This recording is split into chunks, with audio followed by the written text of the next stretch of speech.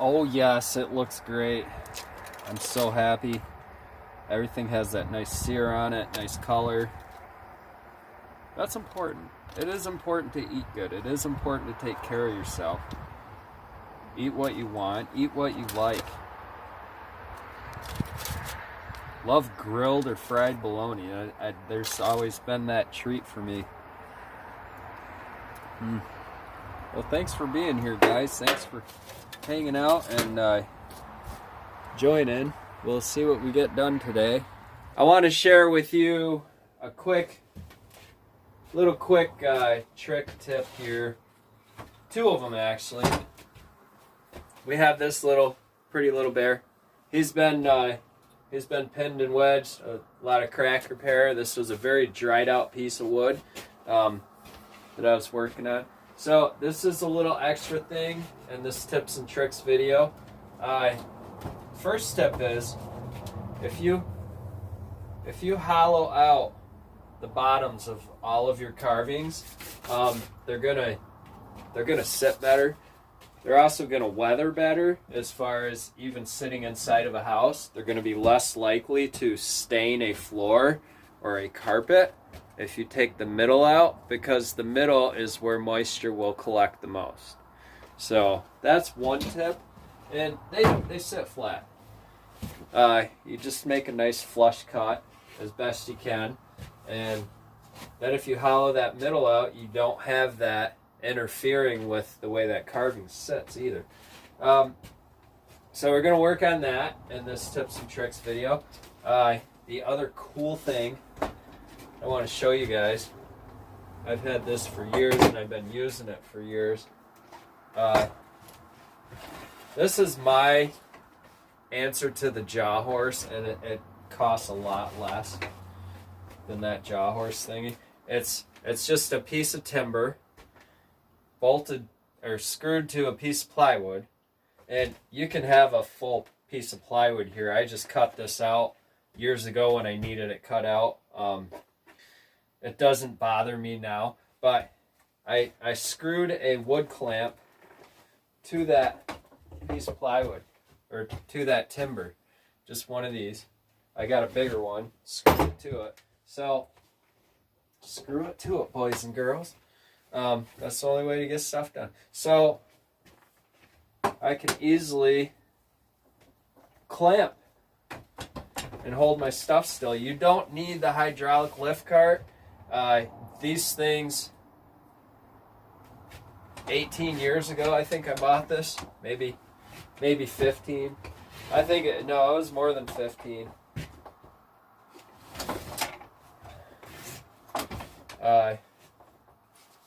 Definitely more than 15, because I'm thinking about where I was at the time, what I was doing, and yeah, got into ice carving about 18 years ago, probably.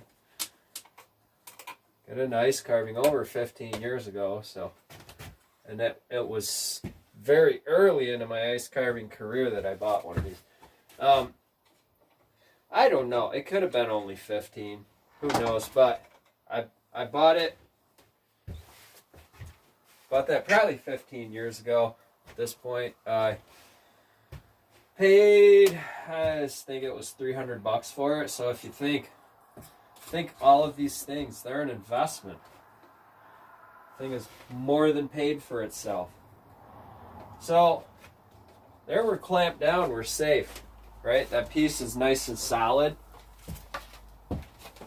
And it's not going to move around on this heavy cart if you use a table. You saw how instantly being able to raise and lower that helped.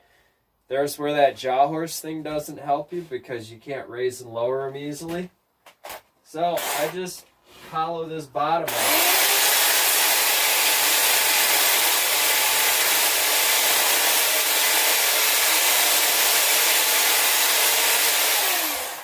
It doesn't have to be real perfect. Nobody's ever really going to see it.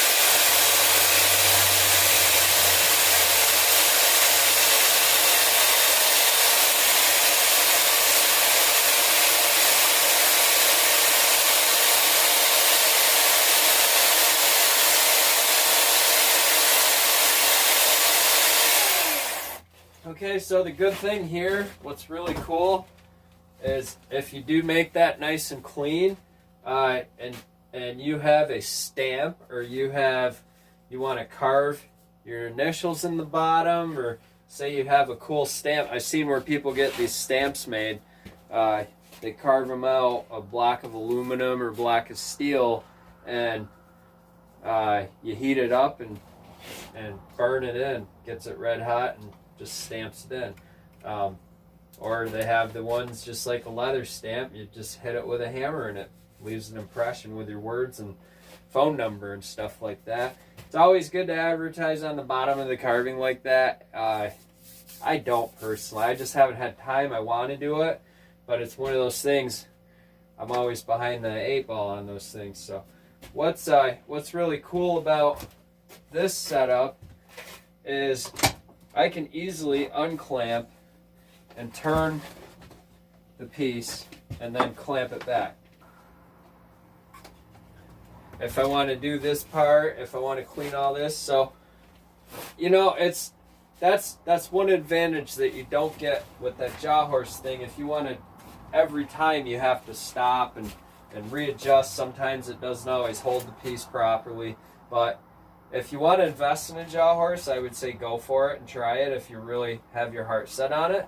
I'm not knocking the thing. I'm just showing you guys another alternative that does the same thing.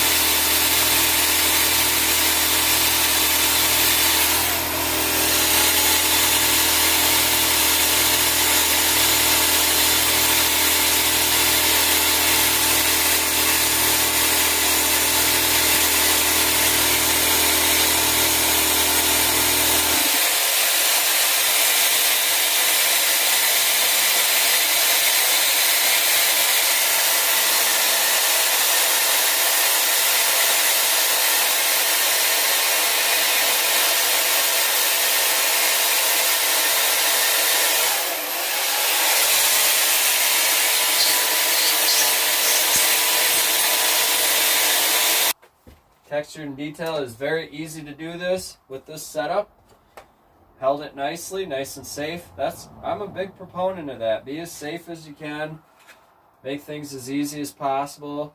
I say that because when I began carving, I didn't think about this stuff. I didn't know about this stuff. I didn't, I wasn't the smartest bear in the woods as far as being resourceful with this stuff until I really started getting into it a lot. And what got me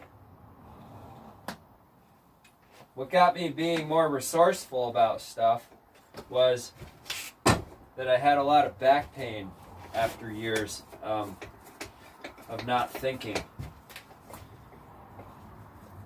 So I guess what I'm trying to say is it definitely pays to watch other people's videos who've been doing it for a long time and maybe hear their stories of, yeah, how did I wreck myself and how did I fix it?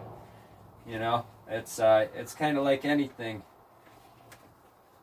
You hear a lot of stories, you know, people that sobered up, and just listening to their stories is interesting.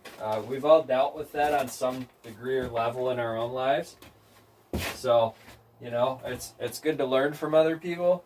I didn't have that to really learn from.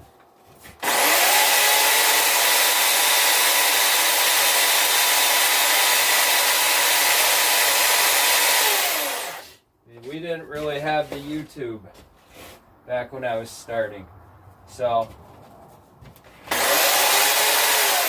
a lot of stuff that I learned, I figured out on my own, or you know, I did learn it, picked it up working in a shop for somebody. And one guy that I worked for in a wood shop doing cabinetry, he had all kinds of jigs. We called him the Jigmeister.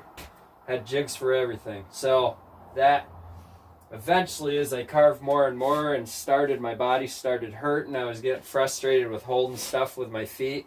I said, I know I need this or that for this. So I'm going to take the time. I'm going to figure this out. And I started building clamps and jigs for things. And, you know, it takes a while though. So that's why it's good to have these videos, because you guys have this here right offhand.